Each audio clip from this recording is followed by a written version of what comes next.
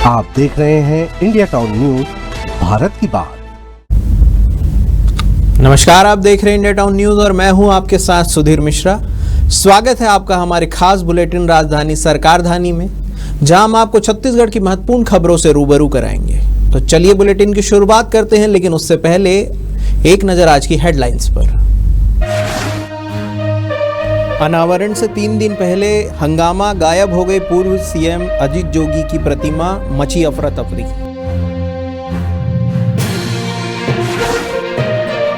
रायपुर में जल्द स्थापित होगा देश का प्रमुख एआई डेटा सेंटर, ईएसडीएस करेगी 600 करोड़ रुपए का निवेश, अग्रणी राज्य बनाने की दिशा में ठोस पहल। सबसे उन्नत ट्रांसफार्मर अब बनेंगे रायपुर में, 300 करोड़ रुपए से अधिक का निवेश प्रस्ताव, प्रदेश से पूरे देश को ट्रांसफार्मर सप्लाई। राहुल गांधी लेंगे कांग्रेस के ओबीसी नेताओं की बैठक, पूर्व सीएम समेत कई विधायक दिल्ली रवाना, जातिगत जनगणना पर करेंगे चर्चा। एनडीए मुख्यमंत्री परिषद की बैठक, नक्सलवाद पर छत्तीसगढ़ के प्रयासों पर चर्चा, केंद्रीय स्वास्थ्य मंत्री जेपी नड्डा ने की सराहना। अब खबरें विस्तार से। छत्तीसगढ़ के प्रथम मुख्यमंत्री अजीत जोगी की प्रतिमा रहस्यमयी ढंग से चोरी होने के मामले को लेकर हड़कंप मच गया। प्रतिमा चोरी होने के बाद अब जोगी समर्थक उग्र आंदोलन की तैयारी कर रहे हैं। बताया जा रहा है कि गौरेला नगर पालिका के वार्ड नंबर 10 में ज्योतिपुर तिराहे में अजीत जोगी की प्रतिमा 3 दिन पहले लगाई गई थी और आगामी 29 मई को अजीत जोगी की पुण्यतिथि पर उसका अनावरण भी होना था। लेकिन इससे पहले रात 2:15 बजे के लगभग मूर्ति गायब हो गई। जानकारी के अनुसार पूर्व सीएम जोगी की प्रतिमा की चोरी होने के बाद माहौल गर्मा गया और लोग विरोध प्रदर्शन की तैयारी कर ही रहे थे कि इसी बीच किसी ने आकर सूचना दी कि नगर पालिका गौरेला परिषद के कैंपस में पड़ी हुई है।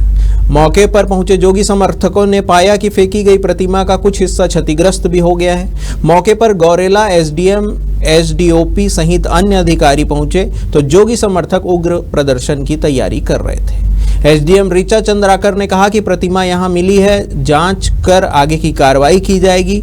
इसके अलावा एक सीसीटीवी फुटेज भी सामने आया है जिसमें क्रेन से मूर्ति ले जाते हुए लोग दिखाई दे रहे हैं।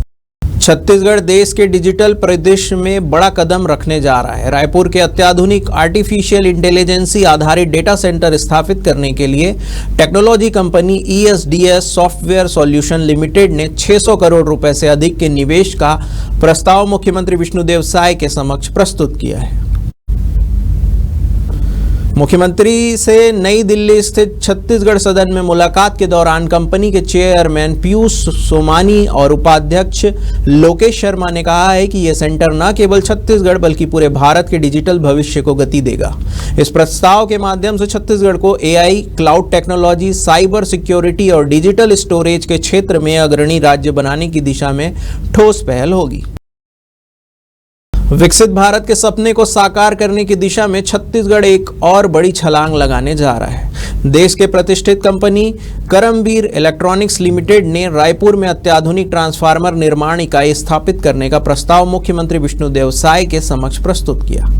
इस इकाई में 300 करोड़ रुपए से अधिक का निवेश किया जाएगा, जिससे छत्तीसगढ़ का नाम देश के सबसे बड़े ट्रांसफार्मर निर्माण केंद्रों में शामिल हो जाएगा। इस अवसर पर कंपनी के प्रबंधक निदेशक विवेक जैन ने मुख्यमंत्री से छत्तीसगढ़ सदन नई दिल्ली में मुलाकात की। बैठक में प्रस्तावित परियोजना की रूपरेखा, निवेश संभावनाएं और रोजगार सृजन के आयामों पर विस्तार से चर्चा हुई। जैन ने बताया कि यह यूनिट तकनीकी दृष्टि से देश की सबसे उन्नत ट्रांसफार्मर निर्माण इकाई होगी, जो भविष्य में ऊर्जा क्षेत्र की जरूरतों को पूरा करने में मील का पत्थर साबित होगी। छत्तीसगढ़ के पूर्व मुख्यमंत्री भूपेश बघेल एक दिवसीय दिल्ली दौरे पर रहेंगे। वे कांग्रेस के ओबीसी विभाग की महत्वपूर्ण बैठक में हिस्सा लेंगे। यह बैठक देश की राजधानी में कांग्रेस संसद और लोकसभा के नेता प्रतिपक्ष राहुल गांधी की अगुवाई में होगी। दिल्ली रवाना होने से पहले एयरपोर्ट में मीडिया से चर्चा के दौरान पूर्व मुख्यमंत्री भूपेश बघेल ने बताया कि जब राहुल गांधी ने जातिगत जनगणना की बात की तब पूरे देश में इसे लेकर एक वातावरण बना। उन्होंने कहा है कि इससे निश्चित ही आर्थिक, सामाजिक, शैक्षणिक और राजनीतिक स्तर पर यह बड़ा बदलाव आएगा। कैबिनेट द्वारा इस लिए गए इस फैसले में काफी समय और राशि लगेगी, लेकिन भारत सरकार इसके लिए अब आगे नहीं बढ़ रही है। इसी संदर्भ में पिछड़े वर्ग के पूरे देश भर के नेता जुट रहे हैं और इस पर और अनेक विषयों पर चर्चा की जाएगी।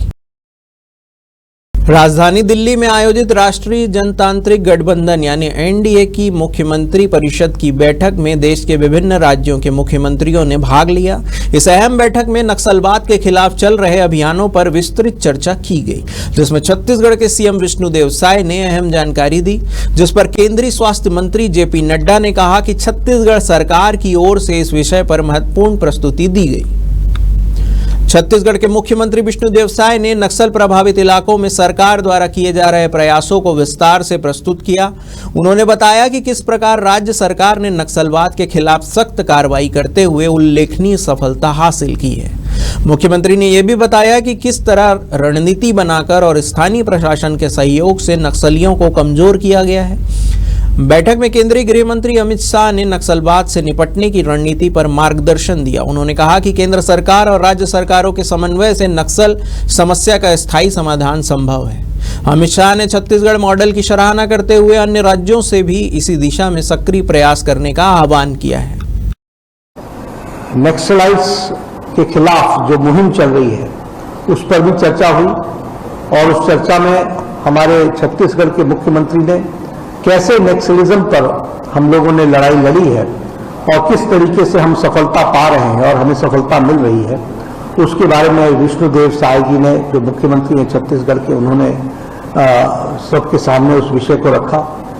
वहाँ के गृह मंत्री विजय शर्मा जी ने किस तरीके से हम नक्सल प्रभावित इलाकों में पुनर्वासन कर रहे हैं, उनको हम किस तरीके से मुख्य धारा में ला रहे हैं, इस पर बल दिया, इस पर जोर दिया और इसके बारे में जो जो स्कीमें चल रही हैं उसकी चर्चा की।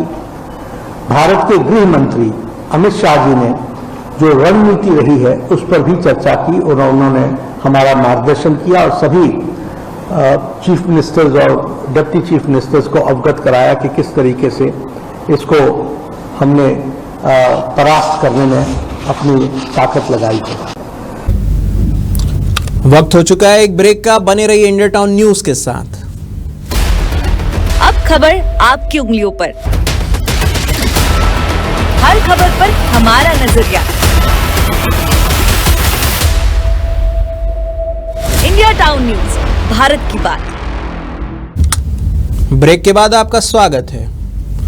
झीरम घाटी नक्सली हमले की 12वीं बरसी पर नेता प्रतिपक्ष चरणदास महंत धरसीवा स्थित शहीद स्मारक पहुंचे। उन्होंने झीरम घाटी कांड में शहीद हुए वरिष्ठ नेता नंद कुमार पटेल, विद्याचरण शुक्ल, महेंद्र कर्मा और धरसीवा के लाल योगेंद्र शर्मा समेत सभी दिवंगत नेताओं को भावभीनी श्रद्धांजलि अर्पित की। इस मौके पर बातचीत करते हुए चरणदास महंत ने बड़ा बयान देते हुए कहा कि यह बेहद दुख की बात है कि इस घटना को 12 साल बीत जाने के बावजूद ना ही कोई सरकार और ना ही कोई एनआईए इसके पीछे की सच्चाई का खुलासा कर सकी है। यह सिर्फ नक्सली हमला नहीं था बल्कि किसी बड़ी साजिश का हिस्सा था। छत्तीसगढ़ की न्यायधानी बिलासपुर से एक चौंकाने वाली रिपोर्ट सामने आई है, जहां केंद्र सरकार की महत्वाकांक्षी योजना प्रधानमंत्री आवास योजना यानी PMAY का गलत इस्तेमाल होने का खुलासा हुआ है। 2016 से 2023 तक जिले में करीब 59,523 घरों की मंजूरी मिली थी, लेकिन इनमें से 3600 मकान आज भी अधूरे पड़े हैं। इसकी असल वजह जानने जब जिला पंचायत की टीम ने डोर टू डोर सर्वे कराया तो नतीजे चौंकाने वाले थे। सर्वे में पाया गया कि कई लोगों ने सरकार से मिली राशि को मकान निर्माण में लगाने की बजाय बाइक खरीदने, शादी समारोह में खर्च करने जैसे गैर जरूरी कामों में उड़ा दिए। कुछ लोगों ने घर बनवाने की शुरुआत की थी, लेकिन नियमों को ताक पर रखकर ज्यादा जमीन पर निर्माण कर डाला, जिससे बजट बढ़ गया और घर अधूरा रह गया। अब जनपद और जिला पंचायत की टीम ऐसे लोगों से सीधा संपर्क कर रही है जो लोग मकान पूरा करना चाहते हैं, उन्हें तकनीकी मदद दी जा रही है। वहीं जिन लोगों ने जानबूझकर इस योजना का दुरुपयोग किया है, उन्हें पहले महिला स्व सहायता समूह के जरिए समझाया जा रहा है कि वे निर्माण पूरा करें। अगर फिर भी नहीं माने तो रिकवरी नोटिस जारी कर सख्त कार्रवाई की जाएगी। रायपुर के अंबेडकर अस्पताल में एक गंभीर मामला सामने आया है, जहां बाउंसरों ने रिपोर्टिंग करने आए पत्रकारों से मारपीट की। पत्रकार एक चाकूबाजी से घायल पीड़ित लड़की की कवरेज करने पहुंचा था, लेकिन वहां तैनात बाउंसरों ने उन्हें रिपोर्टिंग करने से रोका और धक्का मुक्की शुरू कर दी। घटना के बाद रायपुर प्रेस क्लब और कई पत्रकार मौके पर पहुंचे। पुलिस के सामने ही पत्रकारों के साथ बुरा बर्ताव जारी रहा, जिससे सभी पत्रकारों में गुस्सा भर गया और अस्पताल गेट पर विरोध शुरू कर दिया गया। जब कोई ठोस कार्रवाई नहीं हुई तो सभी पत्रकार मुख्यमंत्री आवास का घेराव करने पहुंच गए। मामले में छत्तीसगढ़ के स्वास्थ्य मंत्री श्याम बिहारी जायसवाल ने सख्त बयान दिया। उन्होंने कहा कि जो पत्रकारों को धमकाते हैं और मारपीट करते हैं, उन्हें मिट्टी में मिला दिया जाएगा। साथ ही मंत्री ने पत्रकारों को सुरक्षा का भरोसा दिलाया। राजधानी के अति संवेदनशील कलेक्ट्रेट परिसर में हुई दिनदहाड़े चोरी की वारदात का पुलिस ने खुलासा कर दिया है। सिविल लाइन थाना पुलिस ने डिक्की से 1 लाख रुपए नगद चुराने वाले आरोपी संजय साहू को गिरफ्तार कर लिया। आरोपी ने चोरी की रकम से साइकिल सहित अन्य सामान की खरीदारी की थी। घटना 19 मई की दोपहर की है, जब छत्तीसगढ़ के वेयर हाउस कॉरपोरेशन में कार्यरत विनय कुमार रामटेके ट्रेजरी कार्यालय गए थे। उन्होंने अपनी स्कूटी की डिक्की में 1 लाख रुपए रखकर पोस्ट ऑफिस के सामने परिसर में वाहन पार्क किया था। जब वे लौटे तो डिक्की टूटी मिली और नकदी गायब थी। पुलिस ने मामले की गंभीरता को देखते हुए जांच तेजी की और सीसीटीवी फुटेज, तकनीकी साक्ष्यों के आधार पर आरोपी संजय साहू की पहचान कर उसे गिरफ्तार कर लिया। पूछताछ में आरोपी ने अपना जुर्म कबूलते हुए बताया कि चोरी के पैसों में उसने साइकिल और अन्य निजी सामान खरीदे हैं। प्राइमरी स्कूल के बच्चे अब सिलेबस की पढ़ाई मातृभाषा में कर सकेंगे। इसके लिए सीबीएसई ने गाइडलाइन जारी की है। इसमें कहा गया है कि 3 से 11 साल तक के बच्चे यानी कि प्री प्राइमरी से कक्षा 5वीं तक की पढ़ाई मातृभाषा में कराई जाएगी। सीबीएसई के सर्कुलर में आगे कहा गया है कि कक्षा 3 से 5 तक के छात्र मातृभाषा परिचित क्षेत्रीय भाषा में सीखना जारी रख सकते हैं या किसी अन्य माध्यम में भी पढ़ाई का विकल्प दिया जा सकता है।